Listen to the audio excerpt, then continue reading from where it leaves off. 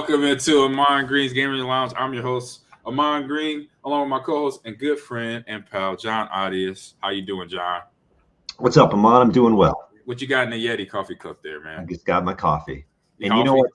I like to put a little sugar in there. I got oat milk with my coffee, and we are out of sugar in the house. And now I'm just drinking it without the sugar, and I'm just doing it, and I don't like it, but it's whatever. He's like, whatever.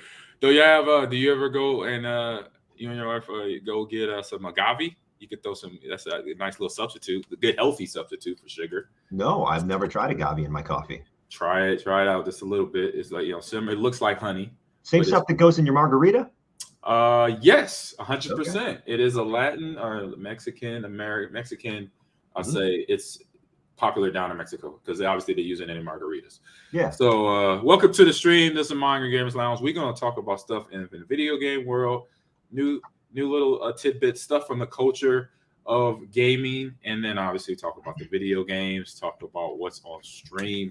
We're breaking down this week. In the next couple weeks, we're breaking down Miss Marvel season 1, and we're gonna start with episode 1.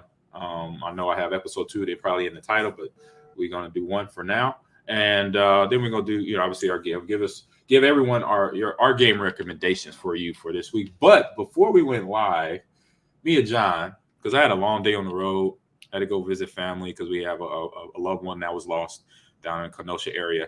And so we're talking the topic because I had a rough ride home back. Talk about road rage, man. Woo! I know it's a video game too.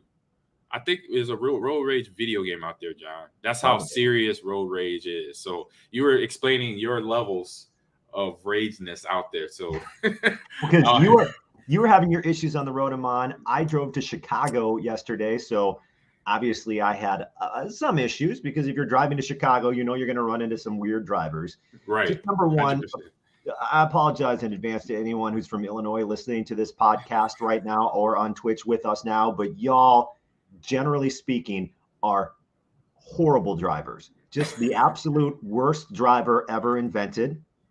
You apparently don't realize there are speed limits out there. Right. I am always the guy I'm on. 55, I'm going 60. 70, I'm going 75. I don't care to speed. In fact, I find speeding specifically in a city. Now, I'm not get away from the road for a second and just go to the the city road. Right. When you speed in the city, it makes absolutely no sense to my brain. You want to know why? Because in the city, there are things called stoplights. And these stoplights stop you. So while you went right by me, 30 seconds later, hey, how's it going? We're right next to each other. What did you accomplish? Right. What did you accomplish? I don't get it. Exactly. You accomplish nothing by you get a whole car length in front of me. Oh, wow. You want a cookie for that? Cool. You cut me off where you almost had a car accident.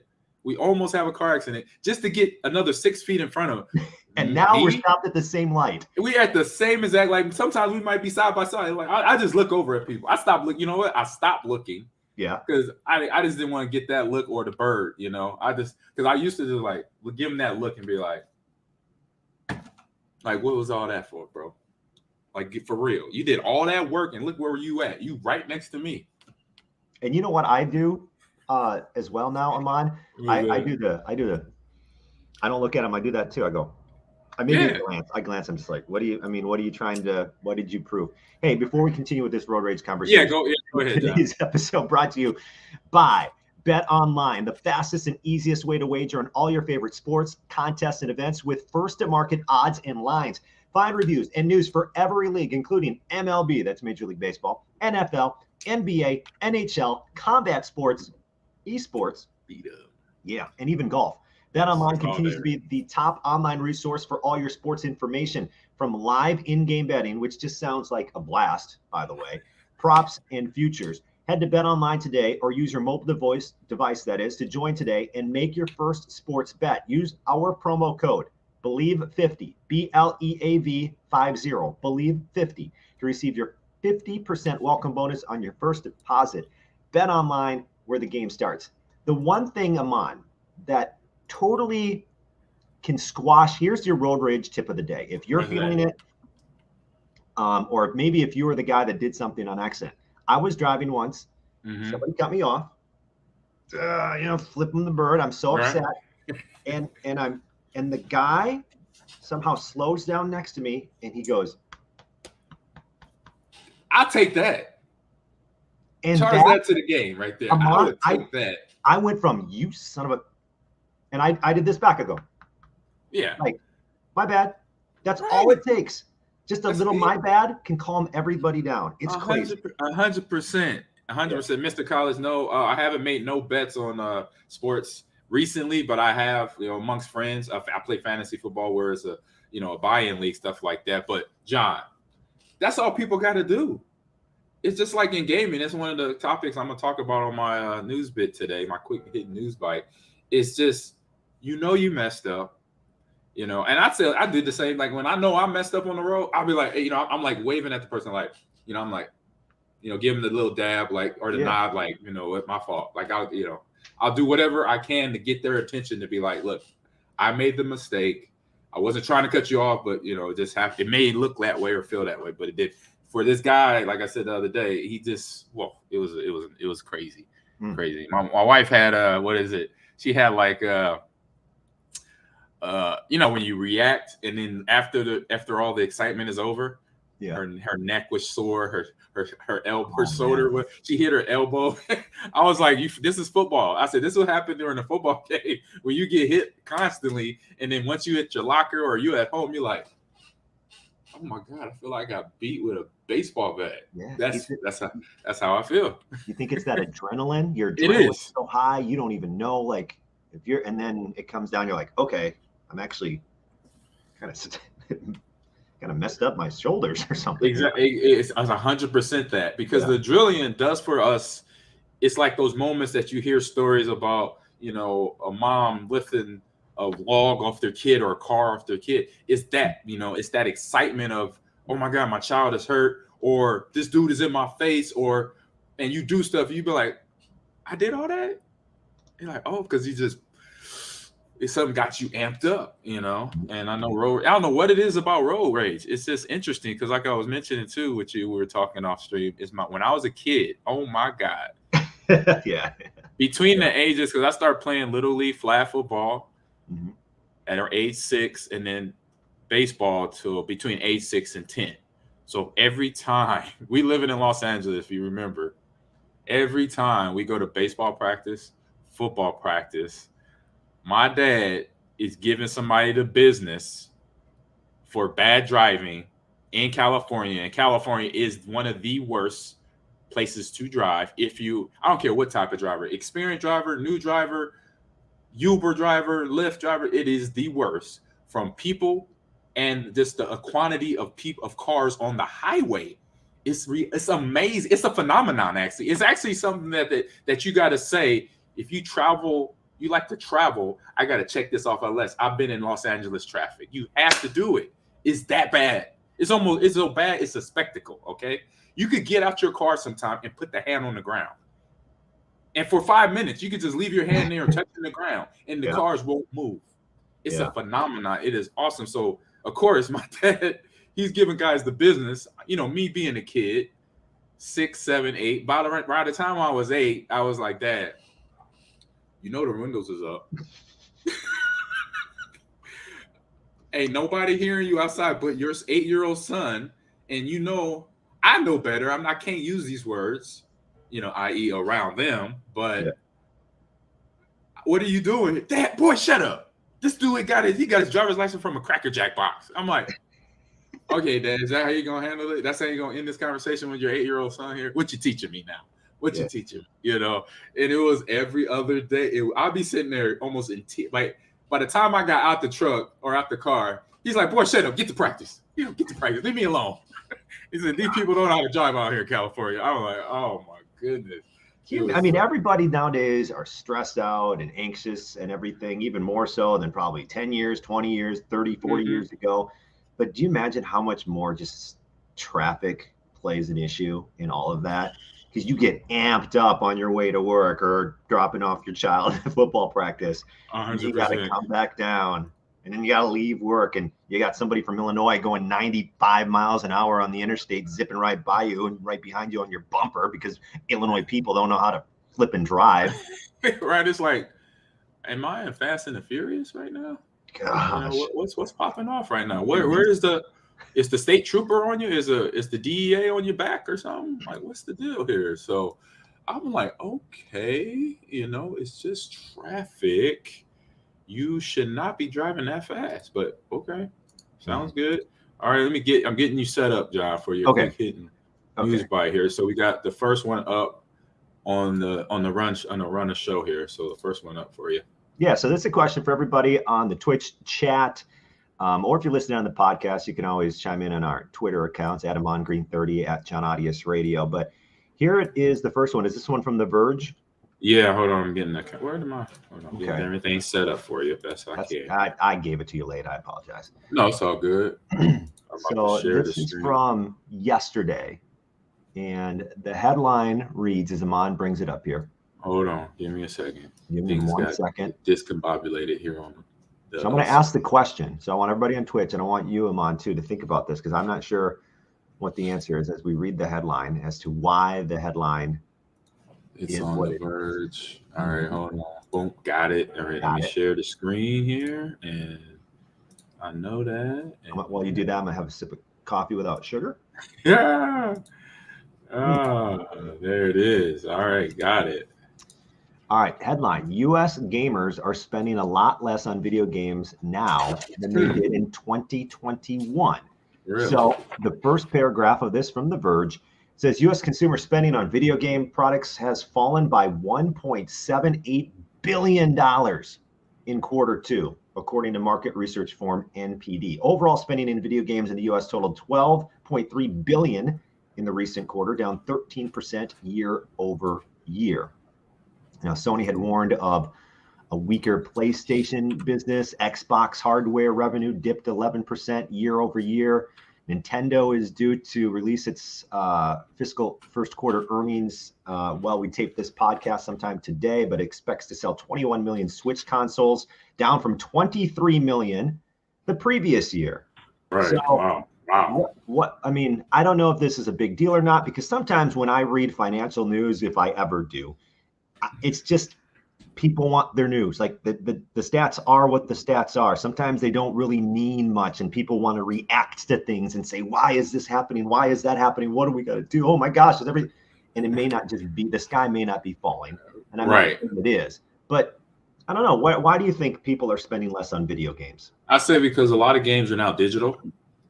Because with the though, if you bought a digital video game, that would still count as earnings. It'll count, but that's what I was about to say. So when the hard copy comes out, they have 3-4 different versions of it. For example, NBA 2K23 and Madden does it. All the majority of sports games, all games do it, but I'll say really so you can make it easier on yourself. I'll make it easier on you to see it. NBA 2K is releasing here, in October, right around basketball start season. And then they have the cover, they have variant covers. So the first cover has Booker from the Phoenix Suns, the point guard, for a regular price, $69. Yeah. The next cover has Michael Jordan on it for this one cover is just his face or it's his jersey for $100. Then the next one has him, like throwing his arm out for $150. Jeez. And then another one, I think I just found out they have Michael Jordan. They might put Bill Russell because Bill Russell just passed away yesterday. They might put him on a cover now. So they might be a $200 cover.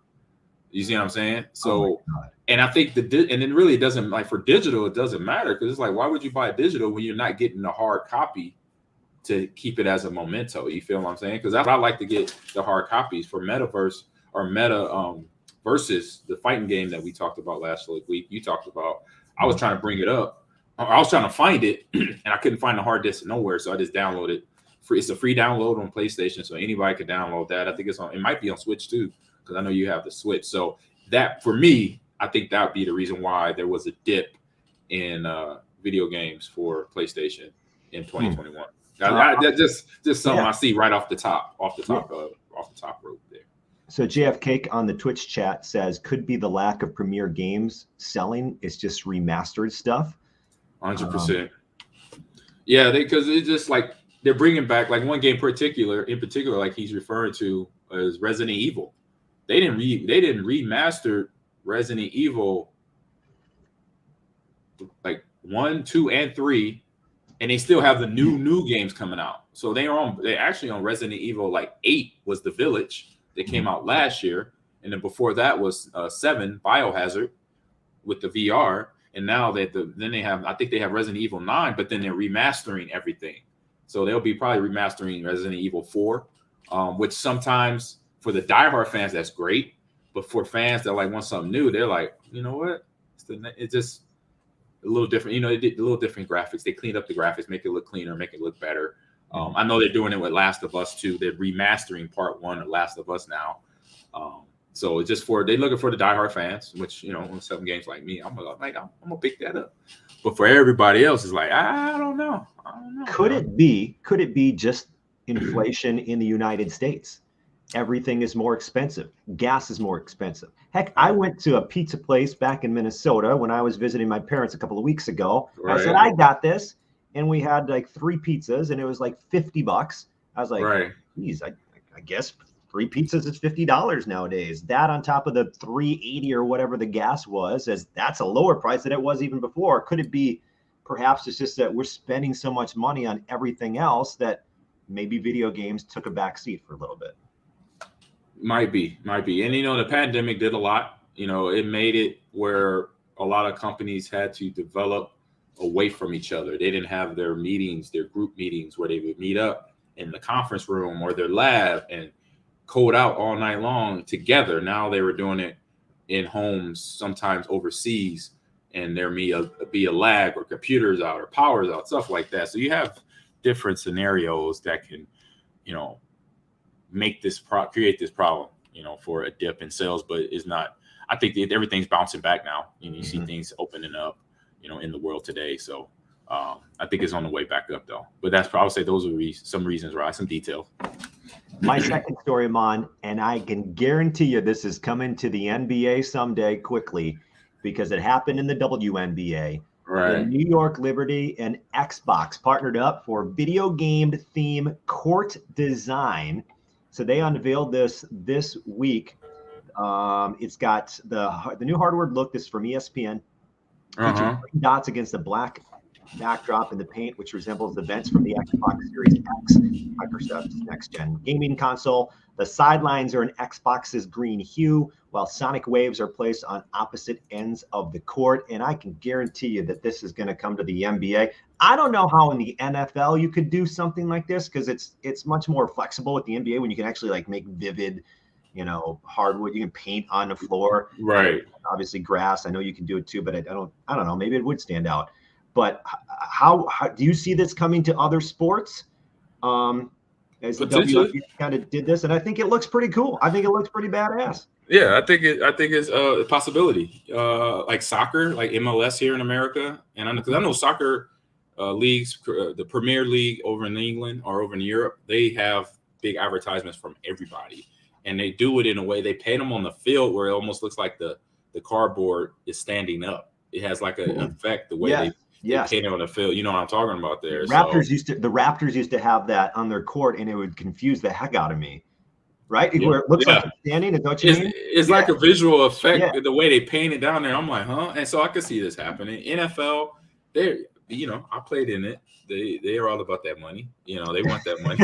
And this is more advertisement space to put it on the field. But on the field, obviously, you got to talk to the owners of the stadium. So that brings in revenue for the NFL stadium, like Lambeau Field, like Dallas Stadium, like those owners, like Jerry Jones. Trust me, he knows the business. So that's why years ago, if you remember, when Deion Sanders got on the team, he signed Deion, and not too long after that, he signed Nike because Deion was a Nike athlete, and Nike was now a sponsor of Dallas Stadium. I saw that was like my rookie year, and I was like, okay. I said they doing it. I said that's business right there.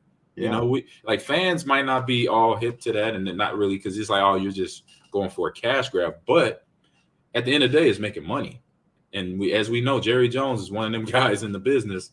He may not be the most liked owner in the NFL, but we know where he's coming from. He's about the money, But I can see other leagues doing this because obviously it's a revenue. You bring in other companies that are ready to sponsor you or partner with you, and then this can help with the the spread of the sport. WNBA, as we know, over the last 20 so years, it's just grown really slowly, but now it's starting to incline very much because everything since 2020, everybody's become more aware of what other leagues, especially women's leagues, got to have the same promotion as the men's leagues out there to grow.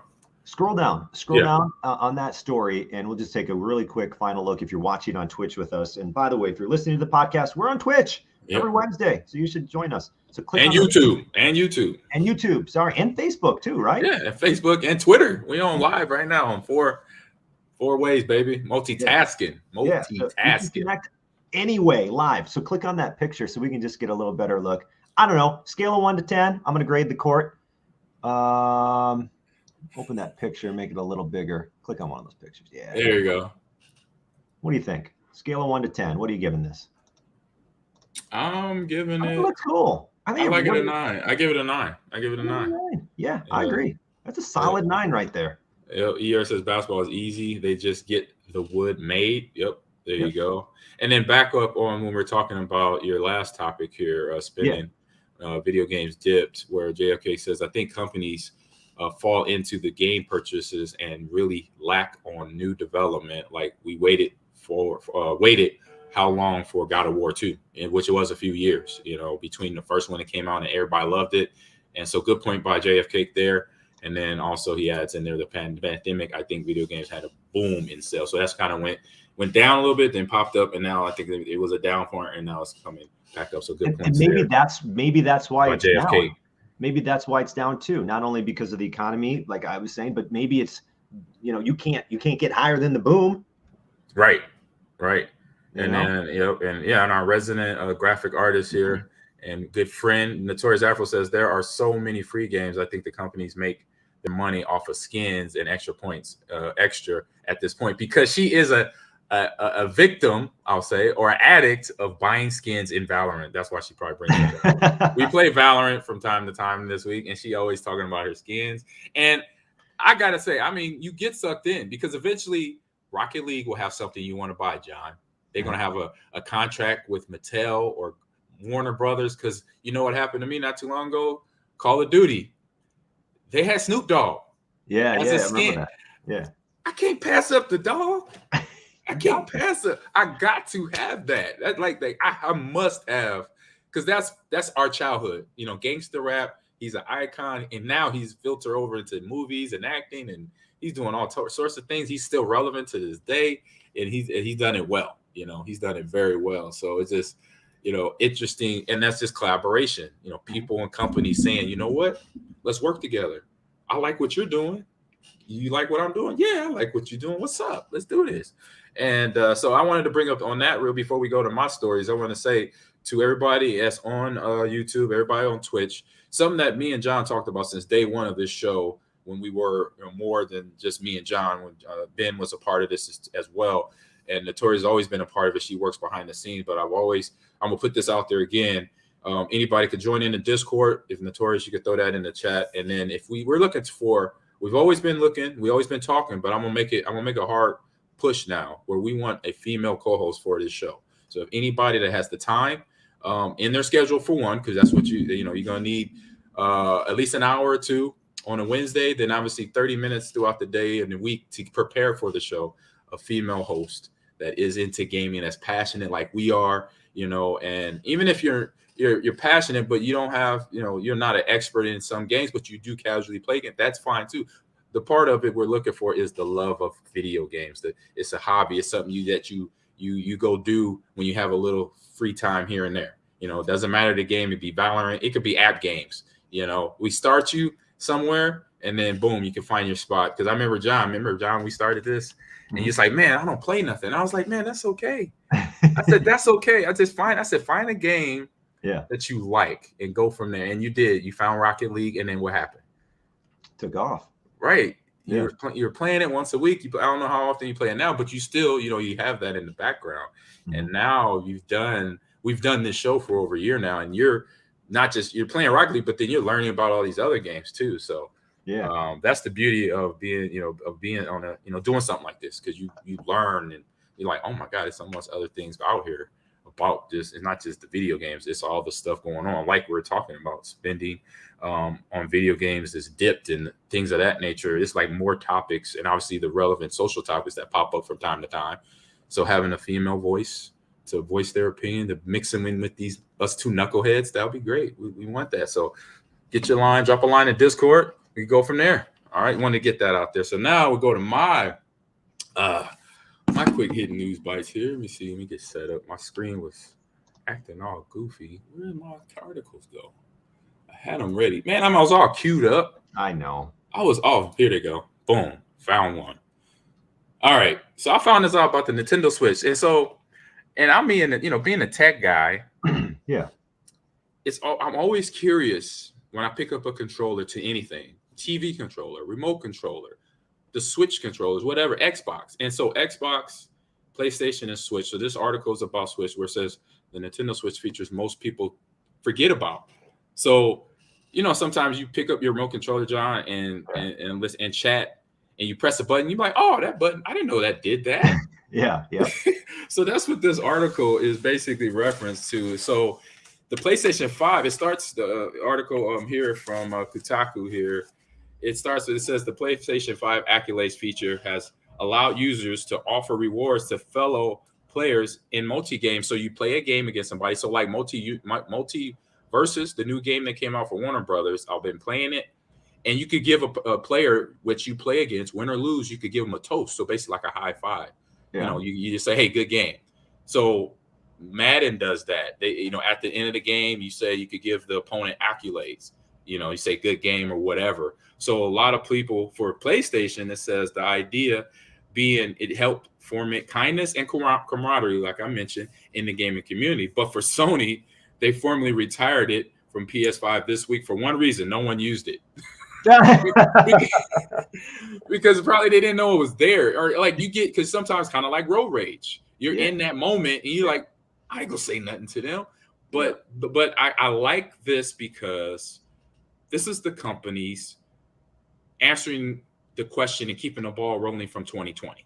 What are we going to do to change the world of toxicity? What are we going to do to change the world of social injustice and all that? And it starts doing these little detailed things, and this is, I'm not taking this article is more, you featured on the Switch part of it, but I'm just saying the big picture thing of effects of how this can be the ramifications of that. But in the Switch, they have different things that people may not have known, and it's like, wait a minute, should it still be there? So the article breaks down different parts, which I didn't know this, and you have a Switch, so they have a find the controllers function, John. So never knew it. No, I had no idea you could do that. Right. Okay. And so, but they said when you hit the button, so it says open it, and you'll see a menu containing a list of Joy-Cons paired to your console, to the main base of the Switch. Hold down the A button over the Joy-Con you're looking for, and it will grumble as they quote unquote quietly. It's like an animal's. They said an animal hearing frequency. So you gotta basically shut everything down in the building, like quiet. Everybody be quiet. We're looking for the Joy-Con that Ahman lost. Okay. Yeah. So you gotta. So they have that. I didn't know that either. I didn't know it was a search button for the Joy-Con app. I did know this next one, the news app. That you could, when you log in, you could just hit the one button. Sometimes it has a dot around it, like a green dot. And so it then has a news app. So it is, as it says here in the article. Okay. Or here on Kotaku, it says most of the 7 permanent icons on the Switch home screen are genuinely useful for shortcuts and submenus. But one, however, is used only by the people who accidentally click on it, is the news app. So you open it up and you'll see a reverse chronological feed of the digitized press release from annuals of Nintendo's marketing machine. So all the game releases, hints and tips for playing other games, things like that. You'll see that.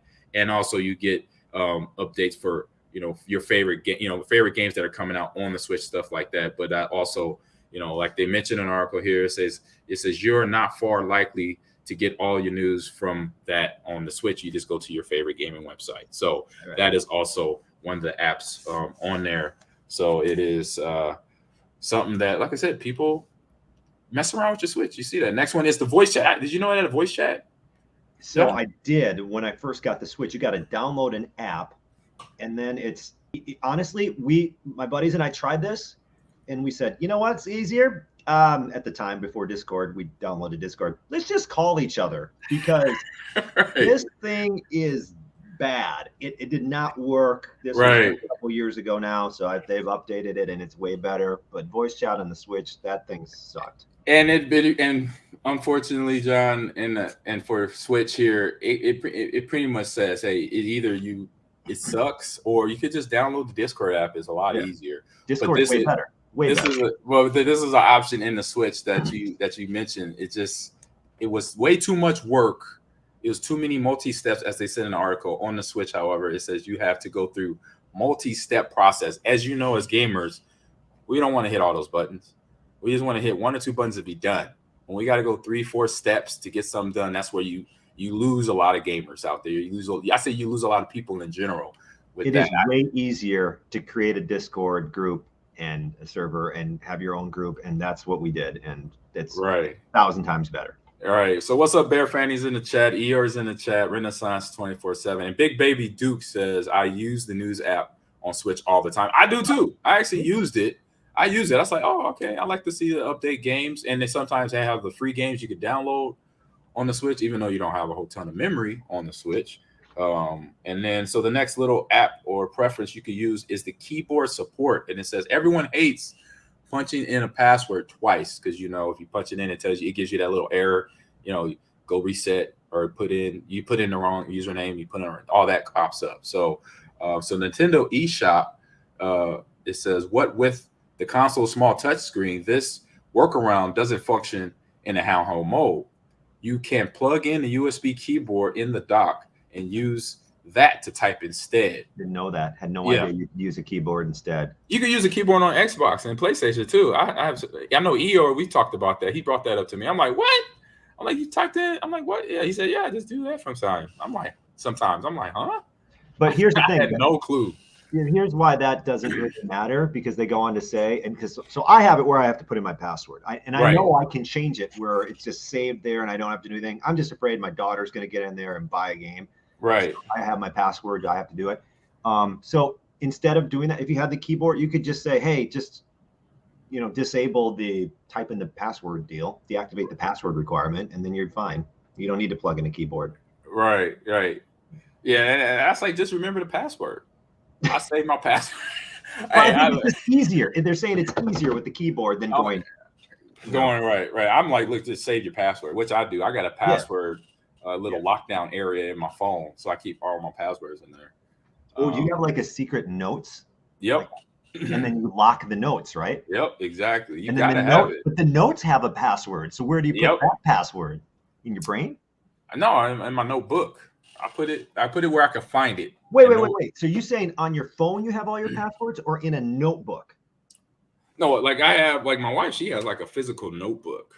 Like I have a digital one on my notebook on the phone, notebook phone, like on the iPhone. So on the iPhone Notes app where you keep all your passwords, does that note then have a password to get into it to see all your passwords? You can set it up as visual, where it just reads your face, which I do on a lot of stuff. And so, because nobody, unless they do like Face Off with John Travolta and Nicolas Cage, they ain't getting in. Or they go all super spy and knock me out and put my face on the phone. You know what's weird about that, real quick? Like, I think like writing your passwords down makes actually like some sense, because I know they have apps that remember your passwords, but anytime you put anything on your phone, I still think like you can still somehow you can get to if it's on my phone, you can get to it. If it's written down at my house, you have to break into my house and grab it. You gotta go hardcore. You gotta be hardcore. Yeah. You gotta be hardcore. Yep. So EA said he had to go through that the Pokemon Direct that happened to him this morning. So he knows. So it is a little annoying because you're like, what's the password? Mm-hmm. Babe, honey, you're like asking, usually the wife is the one that's the keeper of the passwords, but just lock it down. Just put it in a notebook somewhere and lock it up safe. As long as you're not like on like some Tom Cruise Mission Impossible type of secrets, then you should be good. Yeah. It's just till you switch. Password till you switch there. And so the next preference here or detail that is rarely used in the Switch. It's the screen lock, and I've used this one. I mean, I was aware of this one too. I didn't know it was like that's something that people don't like or don't use. I think that kind of is just self-efficient. So here in the article, it says the screen lock is featured indeed erroneously helpful. So dare I say, essentially, as they say in the article, turn it on, and it will give you a console. Put you in a purgatory of sorts between waking and sleeping states. So it's kind of saying that it's like you're torturing your Switch here with this part of the something that was created in the Switch. But it's I say it's useful only because it doesn't cut your game off. I like that. It might be in this mode, but your game is still there playing in the background. I do like that. So and I'll read on in here. It says you'll need to tap the same button 3 times to use your console, which can prevent it from inadvertently turning on, say, if it's rustling in the bag. So honestly, as the writer here wants, it shouldn't even be an option. So the writers don't like it. To me, it's like, I think it's one of those things that, okay, like I think it's just saving battery or just holding on. No, so at least your game is playing. You don't hit a button in your game and then you lose the game or something. Yeah, the writer's saying that lock screen thing should be standard. I didn't even know you could turn it off. And I find it very, very helpful, especially like what they said. So you don't inadvertently tap a button and then something starts up and it starts going. You're like, what are you doing? You have to tap it 3 times in a row. I didn't even know you could turn it off. I kind of just thought that was a standard thing. And I think that's great. Yeah, because between that mode, the screen lock mode, and when you just tap the power button, if you just tap it, it automatically screen locks or it puts your Switch to sleep. If you hold it, that's when the menu pops up. Yeah. You want to power down, you want to go in sleep mode, or it's a third option. I can't remember the third option, or cancel that whole menu there.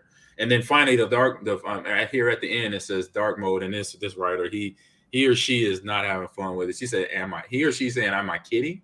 I'm kidding. But yeah, on this note, we wouldn't be nice if the Switch had more colors themes in the backdrop. So I would agree with that. First it started off a little sarcastic, but yeah, having different backdrops where you could put different colors or different screenshots of something, because you can screenshot on your Switch like in a game and then you could maybe put that as a backdrop. That'd be cool. And you know what I didn't know, and this is off topic, I'm sorry, my brain sometimes goes off topic, but it's the same type of thing. I had no idea on Instagram you could change the background of a conversation. Did you know that? They have themed backgrounds for your conversations on your DMs and Instagram. I sound like an old man right now to a lot of you listening. Like, yeah, no, duh. How old are you, man? But it's really cool. Yeah, it's like, I think they have like, I wish I could get my phone, but I'm using it right now. But yeah, go look at your Instagram sometimes. Go to the DMs, and I don't remember how to get there, but I think if you push enough buttons, you'll figure it out. I like that. You push enough buttons, you figure it out. I think the Switch could also have that option. That's called troubleshooting. That's called troubleshooting. And that's what I do every day. My wife, she'll, babe, I can't do this with the TV, or I can't do this with my phone. What's wrong with my phone? I'm like, babe, just, I'm in the middle of something. And I'm like, babe, just hit buttons. You figure it out. I say, you are smart. You could do it. Just get lost in the app. I say, whatever you do, don't restart it. Just mess with everything else. If you see restart, don't restart, because she restarted the Apple TV one day, which logs you out of all the apps. So that means you got to individually go back in and log back in to Netflix, to Hulu, to Spectrum. So we got 20, 30 apps on that. And she learned that lesson. Yeah.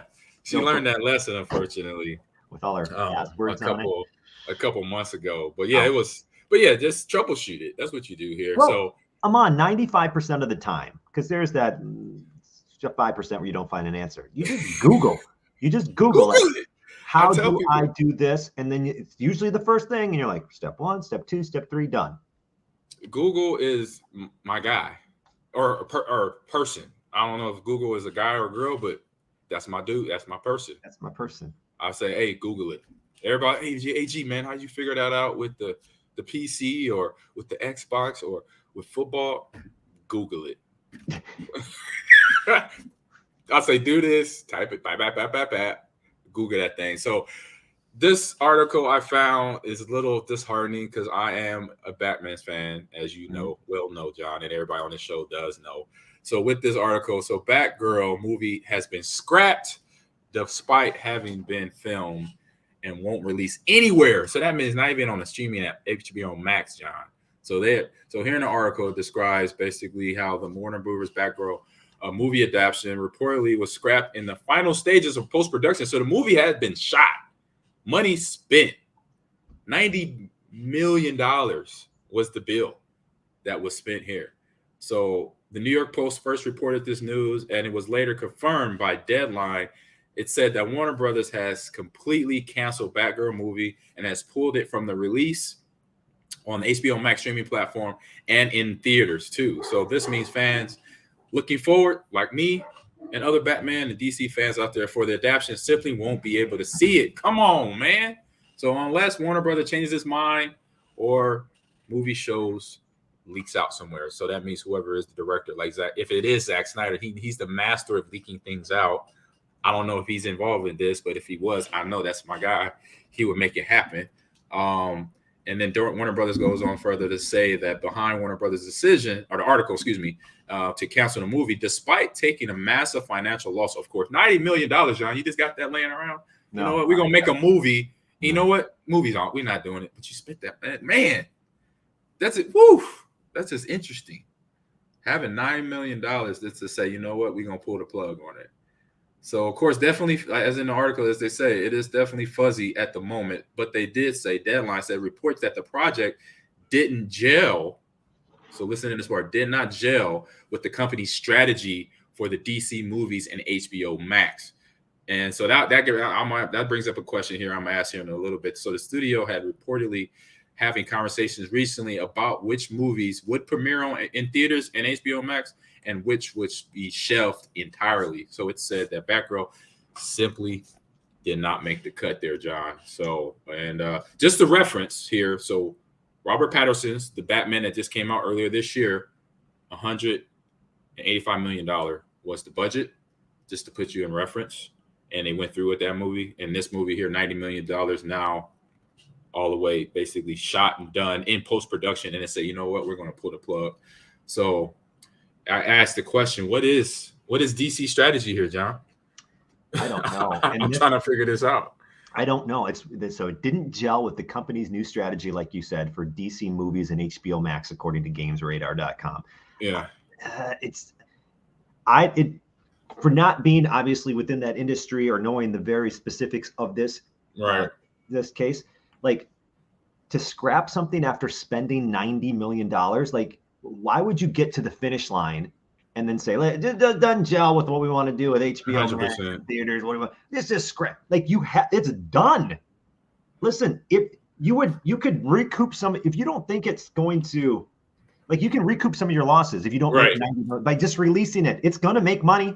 It's going to make some. It's DC. It's DC. It may not make 90 mil, but you're going to get some of that. But if you don't put it out, then you spent 90 mil and you don't get it back. Exactly. I mean, so it doesn't make sense to me. I don't know. I'm not in that industry. Maybe they have better reasoning, but that just doesn't compute.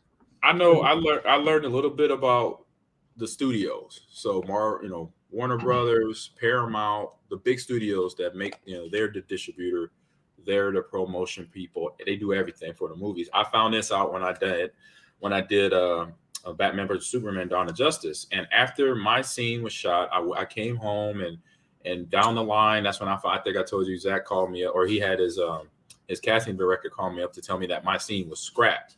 Oh. And that's all I was told.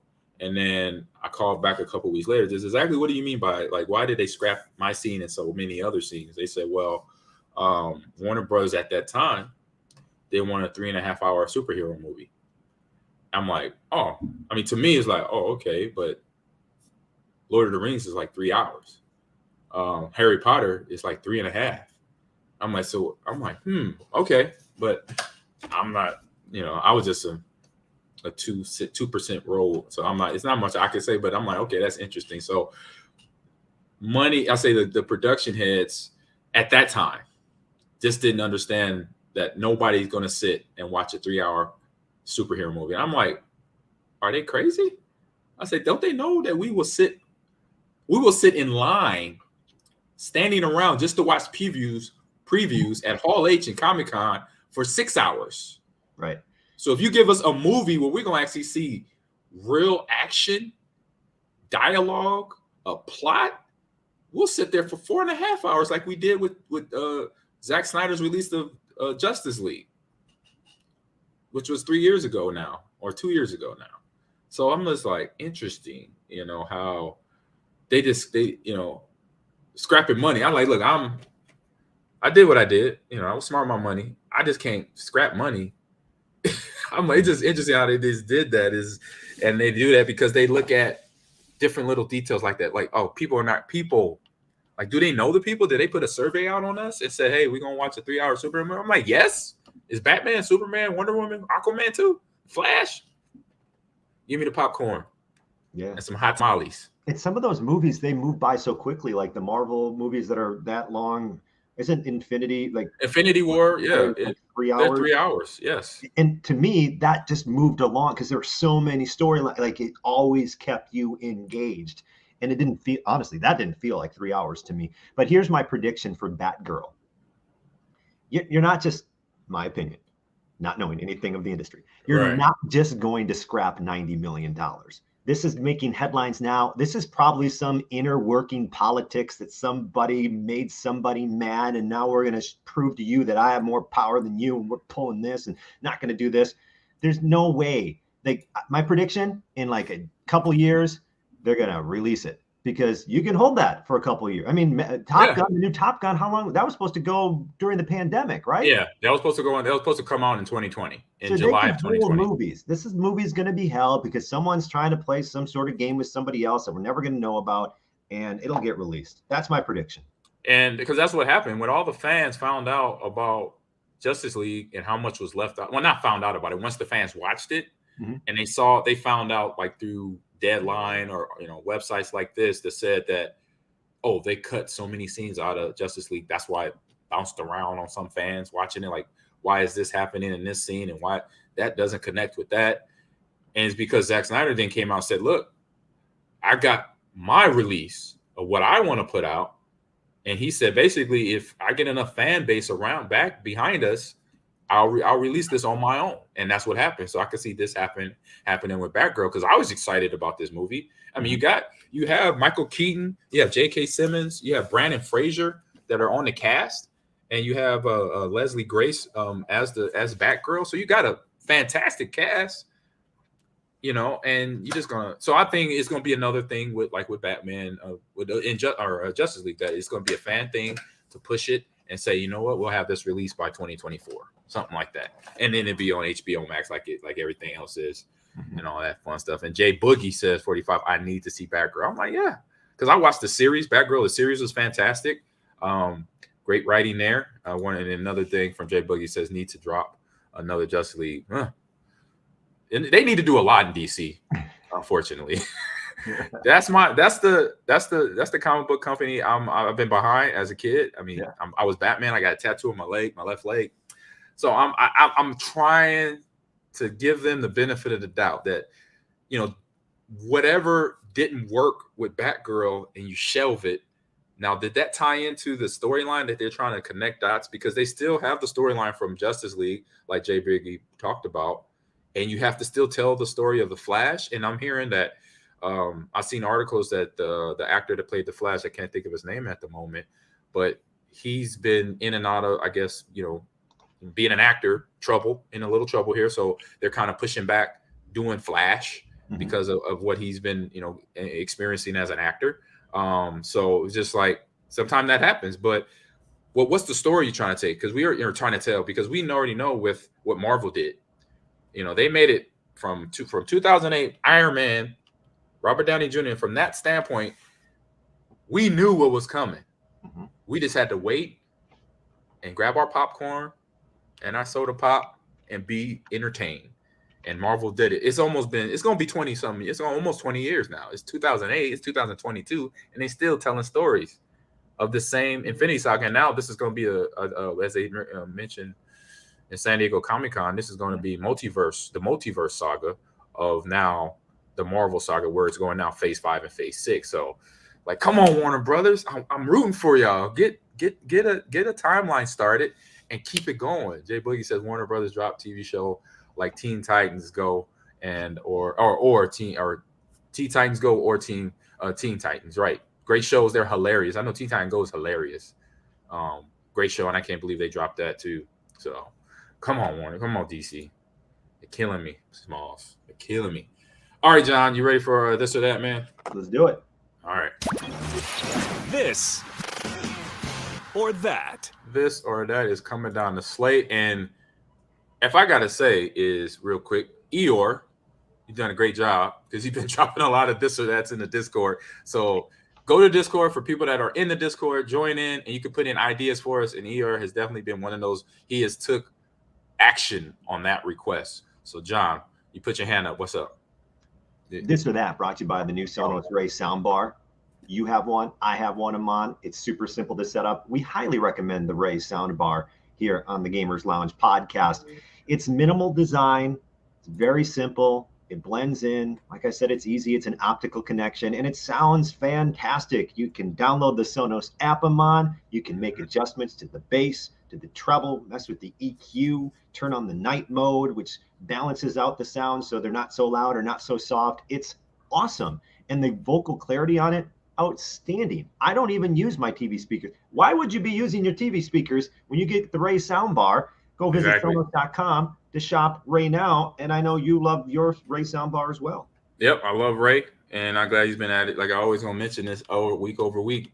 He's been added in with Siri and Alexa.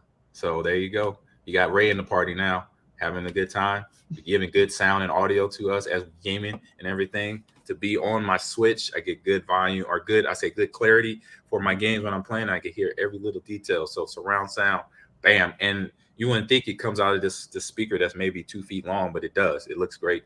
And you can hide it away in different parts of your home so you don't even know where the sound's coming from, but you get tremendous and great sound. So thank you, Ray and Sonos. Appreciate you. All right. So let's get into this or that, John. All right. First up on this or that. Only dance to pop music or never dance again? Well, come on. You're never going to dance again. I don't dance, so maybe I wish you could dance. Is that what it is? Yeah, but in the event that I would dance, I would rather dance to pop music than never dance. Yes. I need a couple pops in me to dance. Forget the pop music. You know, right. I'm 100%. I'm 100% with you there. I'm a dancer. It doesn't really matter the music. But if you tell me never to, I can't do that. I like to shake it. I like to get the nay and cabbage patch, and I even do a square dance if I learn the steps right. I gotta move. So yeah, if I gotta dance to pop music for the rest of my life, so be it. Doing it all day. Here in the Twitch chat, Renaissance says pop music for sure, especially K-pop. Yep, that's become very popular. Korean pop is something here in America now. And then Sergeant Maul. This is the one. Sergeant Maul. Yeah, this one makes sense to me. I only dance at weddings, which mostly pop songs anyway. True. That's true. Yep. And every wedding will have the electric boogie, which is it's not pop. It is pop, but it's more hip hop, I guess. I don't know. Yeah. R&B maybe. What's the electric boogie? What am I missing here? Electric slide. I'm sorry, electric slide. I said electric boogie. Yeah. And then the new one that's more hip hop is the wobble. Is it the wobble? That one's that's rap. So that's more rap. So we got more people in here. Jay Boogie says, "I dance even if married anymore." So I don't know. I don't go to weddings anymore. I've been to a few, so I know this. I kind of know what cat on me. Oh, here it comes. Here comes the wobble. Here comes the electric slide. Bam. Jay Boogie says, "I take dance even if I'm embarrassing myself." Exactly. Dance is just you gotta let it go sometime. You know, you don't know the moves. So what? Just get in that thing. I say the only thing that I disagreed with dancing was when I was in college, John, and chat at Nebraska, go out, on a Saturday night after the game with my teammates. This is probably this is more like sophomore, junior year. Freshman year, I didn't go out a whole lot because I was young. I was still young then, freshman, sophomore, junior. But anyways, long story short, I'm in the club, I'm dancing. I could be, dancing with a girl I'm trying to pick up on. And the fraternities would do their what they call it, their stroll. And for most, I say more of the black fraternities, they would do their stroll. So they kind of do their little step with their little sticks and everything. They're doing all this. And they will stroll right in between me and the young lady that I'm dancing with. And I'm like, what is wrong with y'all? What are they I'm doing? trying for one, I'm trying to dance, and two, I'm trying to, Why do they do that? What's the point of that? What's going on there? I don't know. And so you know what I would do? I would keep on dancing through their stroll. And everybody like, "Ma, you can't do that." I'm like, "What rule? What is the rule? I'm not a frat." I said I respect all my teammates that went frat, Kappa and Omegas and Alphas. I respect that. But on the dance floor, don't be messing up my groove. That's rude. That's rude. I'm like, man. I was like, I respect with those guys. They go through a lot. They get beat up, they get hazed and all that nonsense. I get it. But don't be messing with my flow in the club on the dance floor. So we got J Boogie or JB or T Wax says just dancing like a newbie is exploring your fun side, which is always a vibe. Bam. That's what I'm talking about. That's what dancing does. So yeah, pop, and then JK says pop music. So that means you're dancing for the rest of your life with pop music, JFK. All right. Ahman, hold up. And then JFK said, so Ahman, you was never a frat guy? No, I was not a frat guy. You know what my frat was? University of Nebraska football. I didn't need to do nothing else other than that. So I played football. That was all I needed for my college experience. That was enough. All right, next item on the list, John. All right, next to this or that. Eat dog food or cat food. You know what? I don't think it matters. I'll just pick dog food. Probably all kind of the same, right? It probably is. If you've seen, like I've seen on Instagram ads, like they sell like these little pouches of dog. It's like premium dog. I don't know why I get it. Probably because I watch a lot of dog videos. I don't even have a pet, but I see like these Instagram ads for this dog food, and it looks like human food. True. It's like freshly prepared, and you put it in the freezer. Like I'll eat that. For sure. So the chats are coming in here. So we got Big Baby Duke. He has a couple things about the dancing, though. He said, "I never gonna dance again. Guilty feet have got no rhythm." George Michael, that's a quote. Boom, there you go. And then to the food, or one more comment on dancing is Ahman got some dance moves. Yes, I do. Thank you. I can dance. That's one thing a lot of people don't know about me, John. I could shred. How they say, shred the rug, cut the rug. I can cut the rug. You cut a rug. All right. So Jay Boogie in the food, he said, "I eat neither." You got to pick one, Jay Boogie. You got to pick one. I'm gonna go with John. What'd you say? Dog food? Because dog. Yeah. I said, hey, I'm gonna go dog food because if you find the right brand of company, sometimes it looks like what comes out of your refrigerator for that microwavable dinner. If those are still out there. Big Baby Duke says dog food. I hate seafood. Okay, so you're talking about cats because they eat fish most of the time. Okay, I got you there. Sergeant Maul Reynolds says my dog's food kind of sounds like McDonald's, so I'll go with that. Okay. All right. And that works because if your dog's eating McDonald's Happy Meals, then you're good to go. Renaissance says I used to eat milk bones as a kid, no idea why, but they weren't bad. They can be as a kid, yeah. As a kid, I could see that happening because I did some gross stuff with food as a kid too. Yeah, it was not fun. Sergeant Maul says District 9 has scared cat food from me. Oh, the movie District 9. Have you seen that, John? It's a sci-fi. I don't remember the cat food bit. I remember watching the movie though. I remember watching the movie. I gotta watch it again. You know what? I was just cycling through my DVDs and was like, "Oh, great movie, Sleeper." It's a sleeper. It's one of those really good sci-fi movies that people don't really talk about. Jay Boogie says, "I take dog food if it going to be bussin'." Okay. I guess the aliens ate cat food in District 9. Oh. Okay, well, that's good. They're not eating humans. At least they're eating the cat food. All right. So next item on the list, John. Next, this or that. And it's from Jay Bick. Bick dropping it in the Discord. Love it. Thank you, Jay Bick. Popcorn or kettle corn.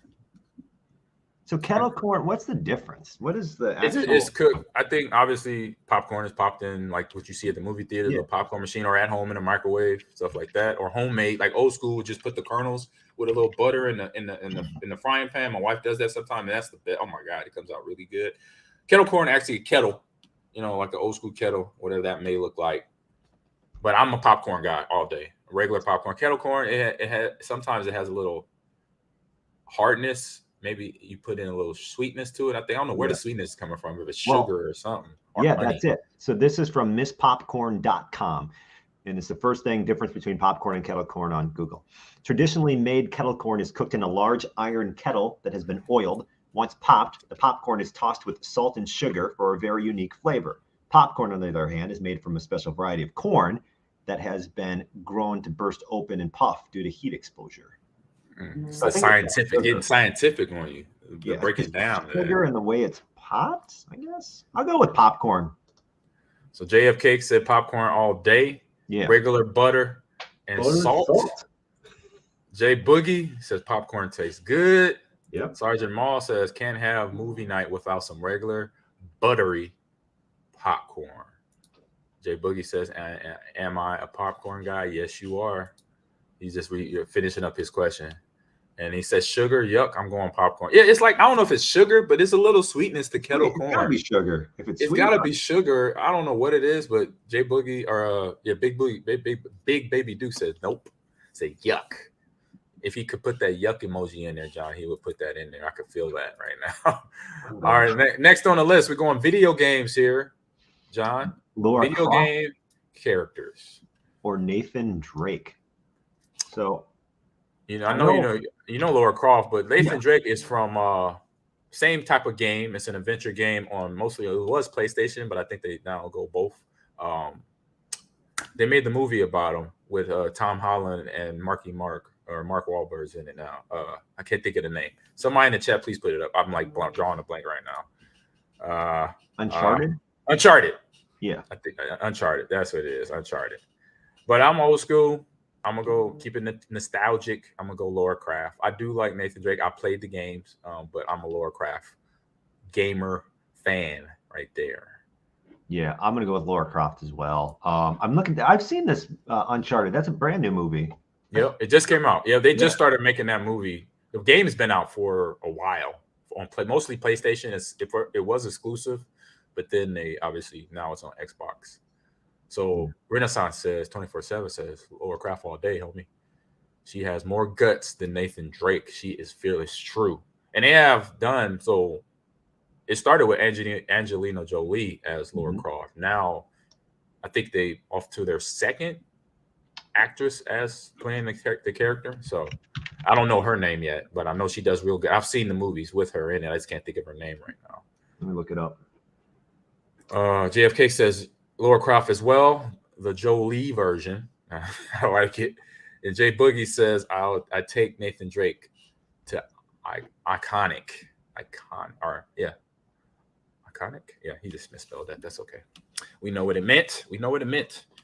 Is it Alicia Vikander? I believe that's it because I think she's done the last 2 or 3.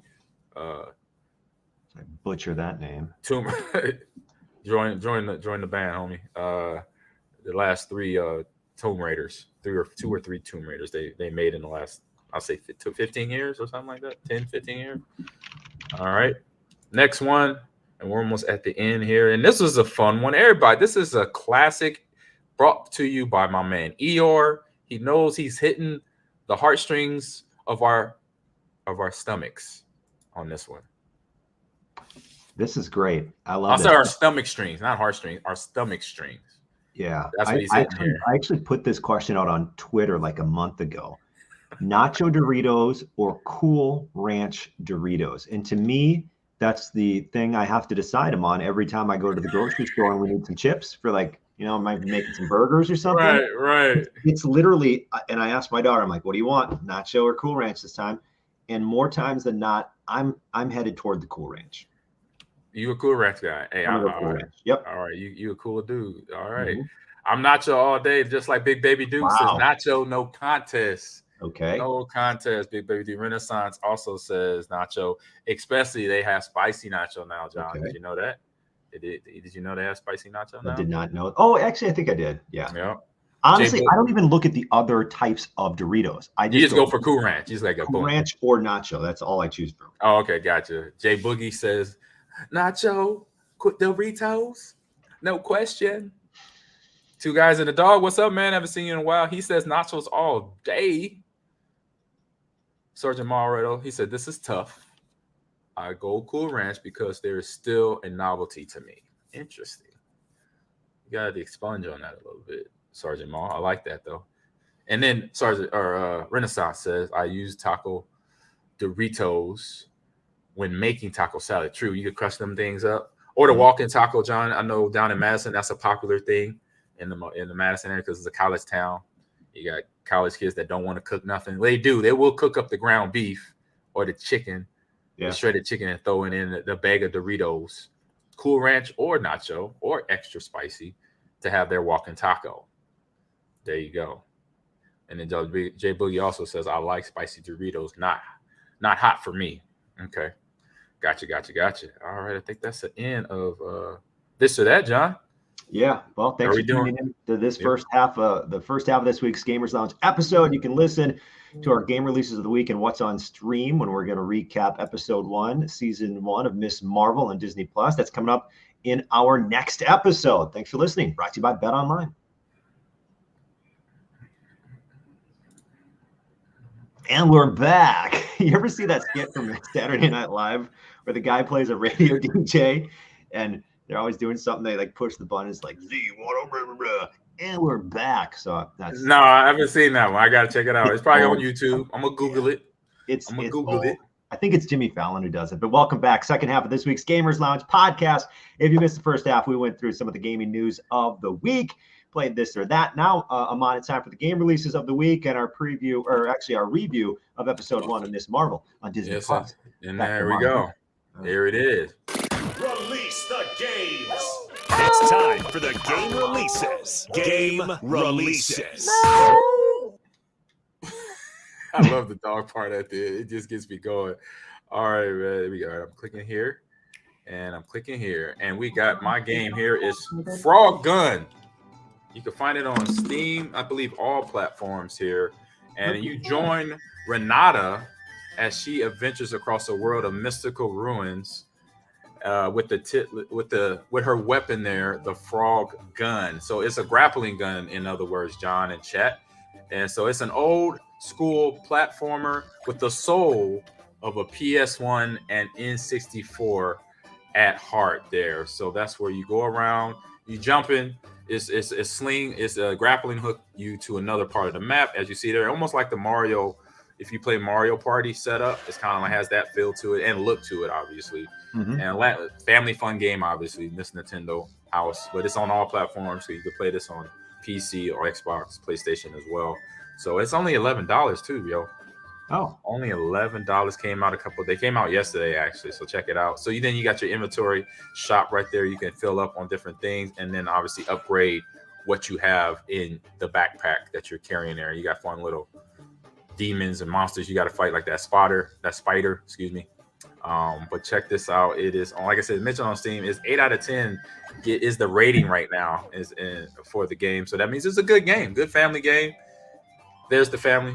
You can take pictures, screenshot. There's a photo mode, kind of like on the Switch for most games, but in this game as well, they have it. And I say it also has that Mario feel going down like the tunnel to get to different parts of the board or the game itself. So there it is. I'm sorry, I can't help but laugh because on the Twitch chat, Big Baby Duke says, "Gonna be frank, that game looks horrible." Straight up. Hold up. Where'd he put that at? Hold up.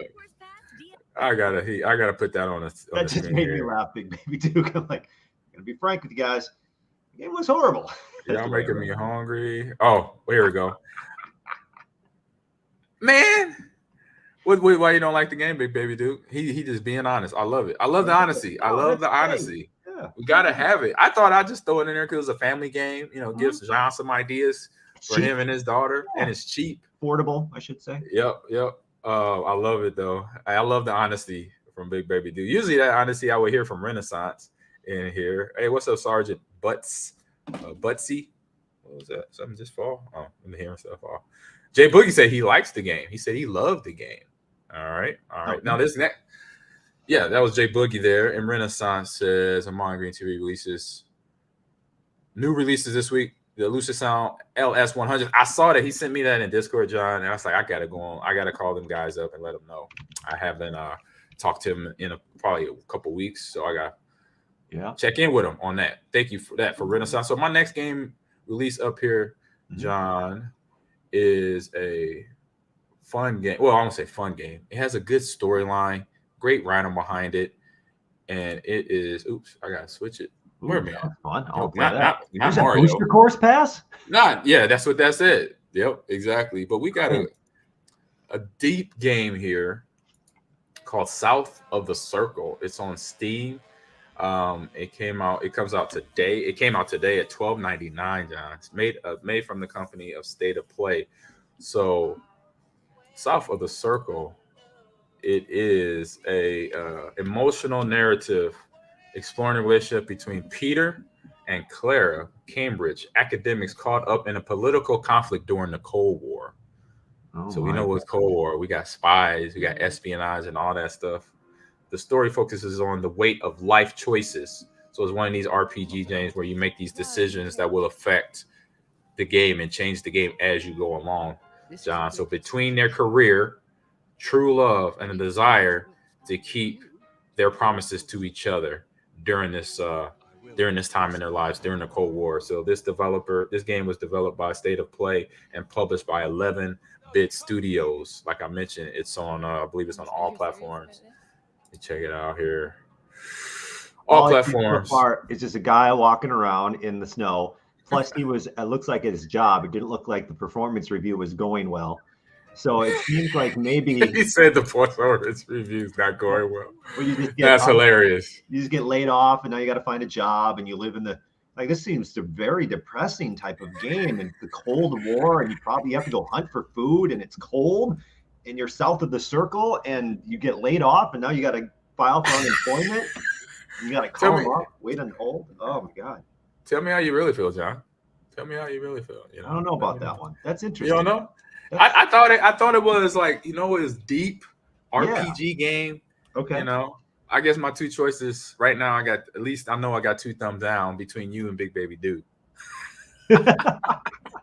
Oh man, I was trying there. I tried. I mean, you don't control what games get released. That's true. Yeah. I'm trying my best here. Yeah. All right, hold on. I got stuff. Where's that audio coming from? I got audio coming from somewhere that shouldn't be right now. There you go. All right, now we go. Now your games, I think you're gonna blow me out the water on this, John. You got some fun games coming up. Another scene. He's going out for coffee in another one of those scenes. Yeah. So here's your game. Your first game up, Turbo. Golf racing. What? I was like, what? You're racing and you're golfing, and it's not really golf, but it's kind of like golf, but you're hitting these huge golf balls, as you can see if you're watching on Twitch or if you're watching on YouTube or Facebook or wherever. Like Frisbee golf, basically. Okay, sure. Almost. I can see that. He banked that off the tree. That's what I'm talking about. So you got Rocket League and golf now. Yes. So yes, that's a great way of putting it. So it looks like you're just trying to hit these balls through these rings. It's an arcade-style sports racing game for up to 8 players online, and here's how it's described on the internet. Drive, boost, jump, flip, and fly your turbo-powered car, slam into oversized golf balls, race your friends in an explosive dash to the finish flag. It's for Xbox One, Xbox Series X, Xbox Series S, what else? All platforms. All platforms. I'm sorry, not NPC. It's not all platforms. Sorry, my bad. All right. Well, like I said, you might have got me on that one. That looks fun. Yeah, I like that one. I say that's going to be potentially the next. I mean, obviously, it's Rocket League and golf now. First, you had Rocket League, which is soccer, but now you're playing golf with the cars. So, well, I've always thought on Rocket League that because like Renaissance says, Rocket League has basketball and hockey. Yes, they do. Yep. In other game modes. I've always, me and my buddy said, what if we could play golf on Rocket League? How cool would that be? Yeah. Exactly. Very cool. I think it because I love the Mario golf. And so now doing this, you could chime me in on that. I'm in for that. That would be fun. Because I'm pretty good at golf video games, not real life. Just letting you know. Full disclosure there. Rocket League, no offense to the Turbo Golf racing people, but I feel like they could crush this game simply by just putting an update in their game. You know what I mean? Like, right. Oh, y'all wanted golf? Here, we've got it, and we're rocking. We got it. Yeah. Bam. Here you go. They gave it to us. All right, here's your next game, John. What you got here? Next game in game releases is called The Gallery. And according to the internet, it says this. The Gallery is an episodic virtual reality video game developed and published by Cloudhead Games for the HTC Vive and Oculus. Wait, So VR is VR, right baby. one? Yeah, that's it. Because this says it's also on Xbox and Switch. Well, you could probably play it without the Without the VR? the goggles. Yeah, without the VR. Because Resident Evil Biohazard was that way. You could play it with or without the VR. Okay, yeah, it does look like VR here. Okay. Yeah. And Oculus Touch. The game uses the Unity game engine, blah, blah, blah. And was inspired by 80s fantasy adventures like The Goonies and The Dark Crystal. What's The Dark Crystal? Oh, yeah, it was like you remember Fraggle Rock? Yeah. It was kind of like they took the Fraggle Rock characters and put them in a story. Oh. So the characters are kind of like Fraggle Rockish. They're little creatures, and there's humans. I think there's like humanoid people in it. Mm-hmm. So yeah, that's kind of it right there. And this apparently is on your virtual reality gaming systems plus PS4, Xbox, Switch. It's only $15. Hey, I like the game prices. I know as a parent today, if I was buying video games, between a lot of free-to-play games out there, and then when I do have to, put money down, it ain't that bad. $15, $10, $11. But what? But like Notorious Afro was saying in the chat, there are all these free options, which as a parent, you're probably like, oh yeah, go ahead, download, I don't care.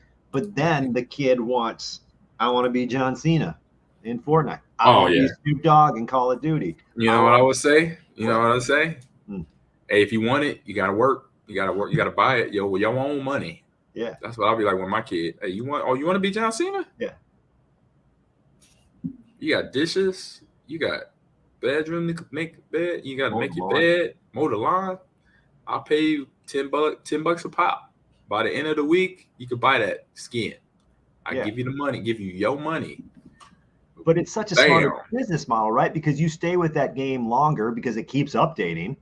Correct. Like you don't have to go to the store like back in the day and spend another $50, $60 on a game. But in the long run, you're buying, like, I'll buy a Rocket League car, and then I'll see like, I gotta get this one too, and you'll buy this, and you'll accessorize for 5-10 years. Right. But that's how they suck you in, man. I'll tell you, they suck you in. But as a parent, now with my kids, if they were heavy in the game and they were below the age of 10, it'd be just like what my mom and dad to me. Oh, you want that? Yeah. You better get a job, homie. My kids were looking at me like I'm really crazy. They're like, Dad, what are you talking about? I'm like, work? Let's go to Webster. I could define it for you. You understand English? They were like, oh, okay. What are you talking about? What are you talking about? Hey, that's how we work. I said, remember Grandma and Grandpa? This how they did me when I was your age. They were like, yeah. We got Jay Boogie says, I don't want John Cena. Oh, man. There's a lot going on in the chat right now. Jay Boogie also says, we got John Cena at home. Okay. And Renaissance says, Ahman worked for his. They got to work for their. Exactly. Fair is fair. Renaissance feels me right there. He feels me. So we're headed over now to what's on stream, John. What's on stream? Row, row, row your boat gently up the... sorry. Excuse me. It's time for What's on Stream. All right. So we're talking about Ms. Marvel Season 1 on Disney Plus, mi amigo. So I got everything all queued up, ready to go. So where are we at? So we have now been introduced to Ms. Marvel. That's what Disney has done now. And you see this first episode by the name of, hold on here, Generation Y. And it's not Y the letter, it's YWHY. So obviously you start to see, basically they're introducing, Ms. Marvel, Kamala Khan, and to the world and to us as fans. And it's basically they do the whole 80s montage of her being in the movie, but this is her introduction of what the world has been through, when the Infinity War ended, and now they're kind of getting back to normal. And she obviously, we see here, she's a big fan of Captain Marvel. And so Kamala Khan is a young high school girl that is now a part of the Marvel universe. So in this series, this episode here, Kamala Khan attends AvengerCon, which is the big Comic-Con for their area, only to discover that herself might have superpowers through this episode. John, so what do you like about this, and what do you find out is pretty amazing about this Well, show. so far, you know, I like the idea of obviously we're being introduced here and she's finding out how she's going to get these powers. And, you know, they just kind of do that soft introduction where she's at school and everything like that. And you start to learn about the main characters. But at the end, they give you, at the end of the episode 1, spoilers, they give you that little tease of what's going on and what this power may be. And it's kind of linked. And I'm learning, I haven't watched more than the first episode. We're kind of learning that there's that like handcuff, wrist strap. That's the gauntlet right there. Yeah. You're watching on screen that kind of has somehow summoned some powers, or maybe it's powerful itself. And she has this, she can like use her hand to become, I can't even describe it. Like, I don't know how do you describe what her power is? So it comes from the gauntlet, and like they've referenced Green Lantern. So it's kind of like the Green Lantern ring, where it can, whatever the person wearing it can then come up with something to protect or catch or jump or smash with the fist. The person wearing it got to visualize what they want to do with it, and then boom, it happens. So that's kind of what her power is coming from right now, coming from the gauntlet. But as we find out later, you know, that the gauntlet has a big story behind it. Yeah, and I love that, you know, we've got a female superhero here, or backstory, and we're finding out about her backstory and her parents. And there's something up with her mom. I mean, there's the foreshadowing when she first got that package in the mail with the gauntlet, and her mom like, give me that. And you're thinking, what's mom know? Mom knows something. Something's going on there. So far, so good. I'm enjoying. I've watched, like I said, we're just recapping the first episode. Obviously, Captain Marvel is going to be in this one at some point, maybe, right? Right. Yeah, of course. I mean, it has part of her namesake in it. Yeah, I hope so. He said, "I hope so." But you know, I like, you know, the introduction. I love the intro. This is the part of the story of any comic book hero, or if it's not even comic book, but any movie where it's got to actually introduce. I love the backstory, because then we get an understanding on when, why, and who this person is, and when, why, and who turns this person into what they're going to become, you know, and or thing like the gauntlet. She finds this gauntlet, her friend Bruno, her class buddy that she's running around the city with. Actually, I'll go back to it. Having fun. She is discovering, you know, you go through that montage of practicing the superpowers, you know, trying to see how to control it and all that stuff. So that's the part I love to see. I love movies that when they introduce the new character, they hit every detail. You know, they talk about the parents. You saw the parents in the one scene, the dad and the mom, that they allowed her to, they wanted to, you know, she asked about going to VentureCon, but they're like, well, you know, let us think about it. But then they's like trying to help her out. We're going to go with you, or your dad are going with you, and you could be Big Hawk and Mini Hawk. And she's like looking at, giving that teenager look at mom and dad like, bruh, you think I'm gonna walk up in VentureCon with my dad as Hulk? For one, I want to go as Miss Marvel, or Captain Marvel, yeah. And I don't want to be up there with my mom and dad, or my dad running around like the Hulk, you know. So that just that look on her face just takes me back to when, you know, when I was in high school. And I never really thought I didn't do it a whole lot. I didn't want to be that kid to my mom and dad, so I didn't do it a whole lot, because I wanted to include them in a lot of things. But some things I was like, nah, I got this. Y'all can stay home. I got this. But, you know, but she got in trouble, you know, because of that, because they were really trying, you know, to be involved in her adventure going to a VentureCon, kind of like your experience going down to Fan Expo in Chicago a couple weeks, a month ago. And one thing I just love about these Marvel series, and I don't know, who knows, maybe at the end I'm like, Miss Marvel suck, or maybe at the end I think Miss Marvel is awesome. But my point is that you've got obviously all these storylines, but they're all told in such a unique and different way. And this seems kind of like it's the start of some sort of like teen movie or something like that. You know what I mean? It's where you got a teenager going to high school and she's learning how to get her driver's permit. So much different. Now, that was a funny scene right there. Yeah. So it's much different. They change it the way, like all these storylines. And I just love that you get like a different type of TV. It's not always just like superhero. This is the superhero one. It's a superhero series, but it's all told in different ways. Yeah. So I don't know the writer or director, but I know one man behind it, as we just saw, Kevin Finge on the screen, who's been the creator of this whole Infinity Saga, and now Multiverse Saga. And so obviously the name Multiverse is going to foreshadow what other movie, every series that's coming on, every movie that's going to be in the theater for Marvel is going to deal with the multiverse coming up. So we already seen it with Loki. We already seen it with Doctor Strange. And now we're going to see it foreshadowing here in Miss Marvel. And like I said, going through the montage, I think Sergeant Maul said the Rocky montage when they were learning, she's learning her powers, how to use it, how to stair step with the crystals that's coming out of this gauntlet. I mean, I just like to say, like I referenced the driving scene, when she's getting her permit, everybody's been there driving. I remember getting my first license. The written test I passed, it took me 2 times to pass. The second time I aced it. Okay. And then once I got to the car, it was cake. It was, I was a pro at parallel parking. Wow. That's impressive. That's the hardest part. That's what, and I knew that. I practiced that with my mom. I said, Mom, let me parallel park. And of course, my mom and dad are like, no, we don't want you to, wreck the, damage the cars or our car, for that matter. But to have her, she put that thing and she hit full go thinking she was going forward. It just, oh man, that's Suckville. You about to become that next stage of being closer to adulthood. And now your mom's car or the driver instructor car, you wreck that and then you don't even get your license. So it's just, and then that you see from there, the parents, they got her back.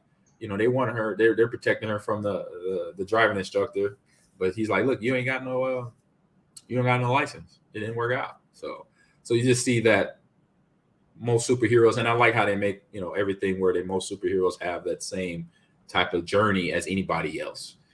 Marvel has done a good job, and other series are doing that job where they're showing, hey, they're just as human as we are too. And they're going to make mistakes, and now they got to get through it just like anybody else. All right. And so at the end, I believe did you have something? One thought on parallel parking. On a scale of 1 to 10, so you seem very confident in your abilities. Scale of 1 to 10. 100%. Are you a 10 in parallel parking? I'm a 10. Oh, yeah. I'm an all-star. You get that every time. Like you're every time. No, let me go back and do this again.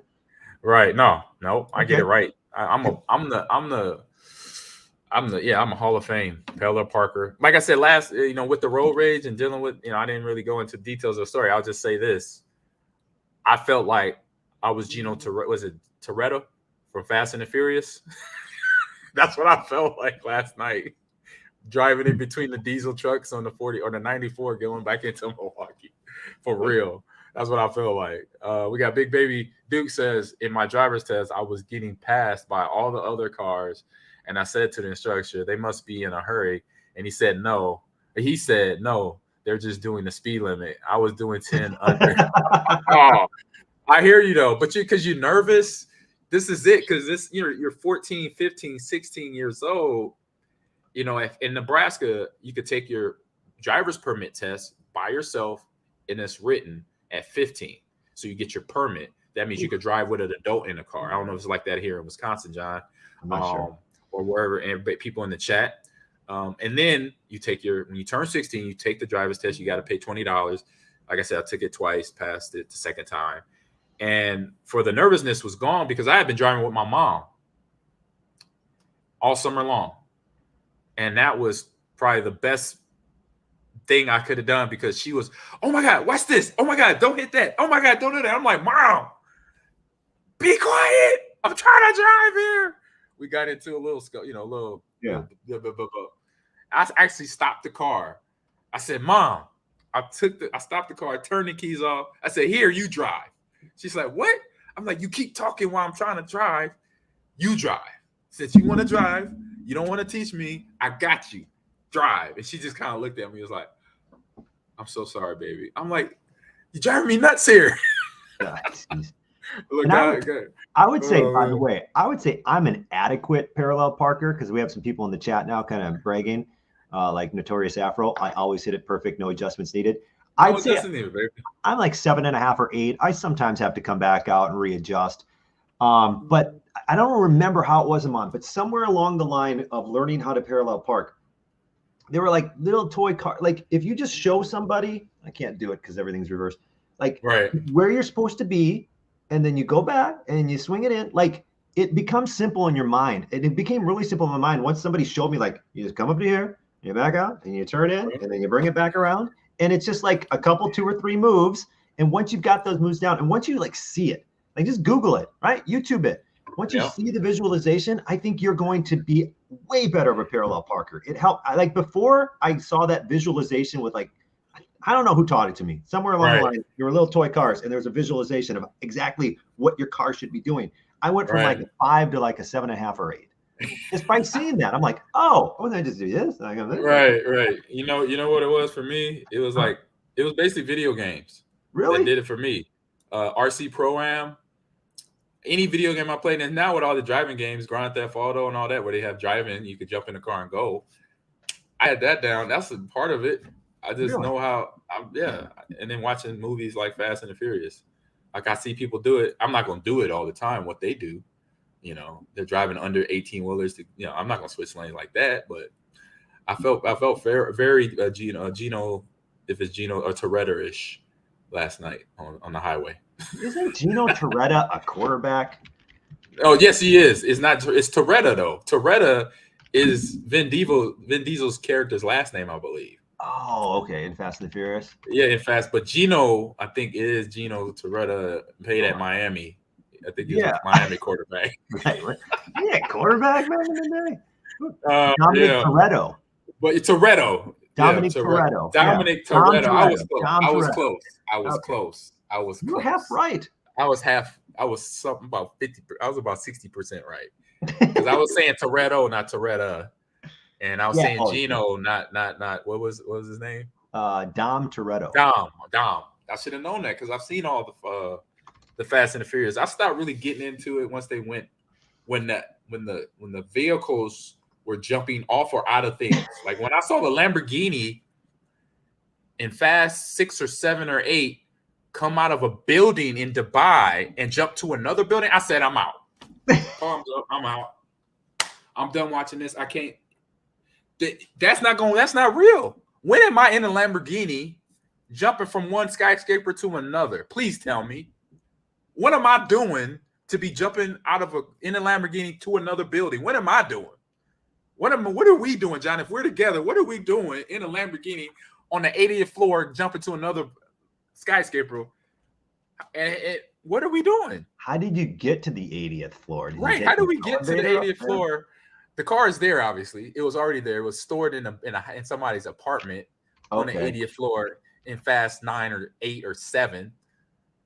And then when I saw The Rock, God bless his soul, I love him as an actor. He's come a long way. But just some scenes are not really. I know we're supposed to be talking about Miss Marvel. I think we're done with Miss Marvel. We're on the Fast and the Furious. But when you see when he was holding onto the helicopter and the other vehicle, in the preview of Fast 9 or 8, I said, "King, I'm out. He will get ripped apart.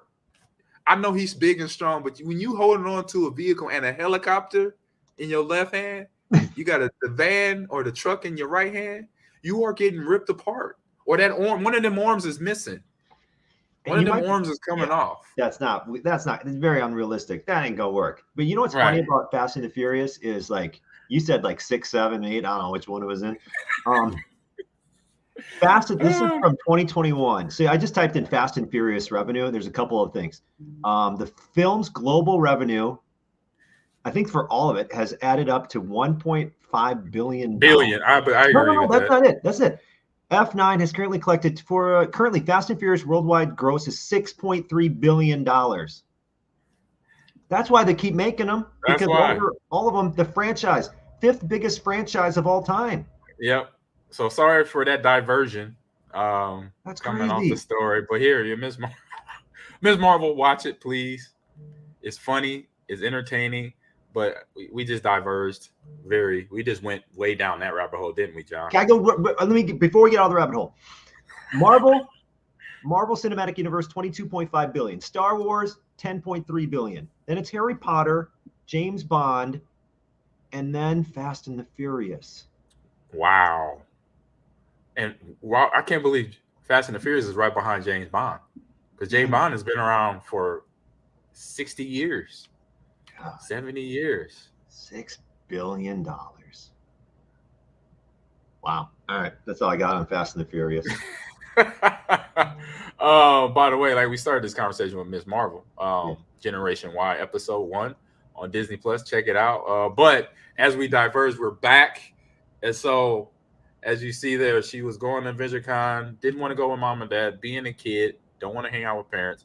But now at the end of episode 1, you find that Kamala and Bruno testing her powers, getting mastery of her powers, but then she has like flashbacks throughout certain scenes, and at the AdventureCon and at saving one of the girls at the end, I believe one of the episode 1, I believe, saving a girl, and then she sees a flash of somebody, and so that then takes you to episode 2, which we'll talk about next week. So hope everyone get caught up on that. Hope you enjoyed the show. We kind of diverged there at the end. I apologize for that, but we see more of the episode 1 getting played in the background. These, showing some little Easter eggs. We're not gonna delve into that. That's a whole nother rabbit hole, because I know, John, you got stuff to do during the day. I know everybody in the chat does too. I know later on I'm gonna be on streaming tonight. And what else can it's a lot out there going on this week. Not this week, I say this month. So if any Husker fans are in the chat, Packer fans too, still got time. I'm going on to Ireland to see my Huskers play. And in October, if you're a Packer fan, go to Executive Global Tours website. You can jump on that website, find out packages to watch the Packers in London, John. That's going to be awesome. In the chat in October. So the trip is October 5th through the 10th. You get to hang out with me, some other former Packers, all that fun stuff, tailgate. I can't wait to tailgate in London, John. Fish and chips. Fish and chips. You want a spot of tea, governor? I went on it. I went the full experience. Abbey Road, get on the road where the Beatles walk. That's just funness. So check out the podcast. We're going to have it up later. We have other ones here on YouTube and on Twitch. You can go back and watch. And if you're in the podcast space, we're on Buzzsprout. We're on iHeart. We're on NFL Network, Alumni Podcast Network now, John. I don't know if I told you that, but we are there now for more people out there to download us and listen to us. And on Instagram and Twitter, you can find me at Ahman Green 30, all one word. And also, we're on TikTok, Ahman Green's Gamers Lounge. And John, let everybody know where they can find you. Absolutely. You can find me and my Twitter account at John Arias Radio, JONARIAS. Also, Johncast Podcast on Instagram as well. I've got a separate podcast from this too, but go check it out. Thanks. Oh man, great time, having fun all the time, and see everyone next week. Have a good day, and I'll see y'all. If you're into watching me stream, I'll be on later tonight. We got somebody just put a comment on before we jump off this thing. It was fun, Renaissance says, and have a good one. Thank you, Jay Boogie, Renaissance, Notorious. Yeah, the Bear fan up in here, Big Baby Duke. Oh, we didn't see Fire Eagle today. He's probably busy. He might be working. He's back home. We had a Sergeant Butsy, Butts or SY. If I'm saying that correctly. All right. Thanks for coming in, and we'll be back next week. All right, John. See you later. See you. Brought to you by Bet Online. Let's do that.